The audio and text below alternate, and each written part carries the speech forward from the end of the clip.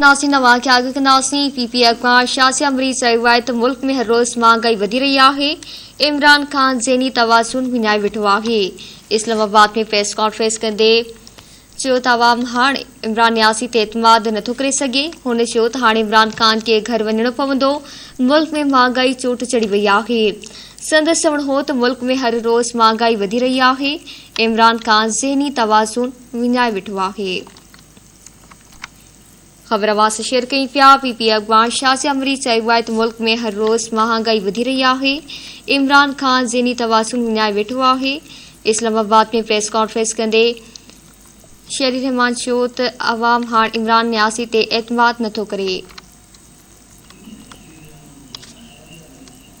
Breaking news आवाज़ share कई पिया। पीपी अखबार शासी अमरी चयो त मुल्क में हर रोज़ महंगाई वधी रही आहे। इमरान खान ज़हनी तवाज़ुन विञाए वेठो आहे। इस्लामाबाद में प्रेस कॉन्फ्रेंस कंदे चयो त अवाम हाणे इमरान नियासी ते एतमाद नथो करे। हुन चयो त हाणे इमरान खान खे घर वञणो पवंदो। मुल्क में महंगाई चोट चढ़ी वई आहे।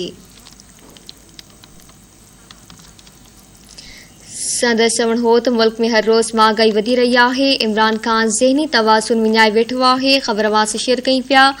पीपी अखबार शासी अमरी चयो त मुल्क में हर रोज़ महंगाई वधी रही आहे। इमरान खान ज़हनी तवाज़ुन विञाए वेठो आहे।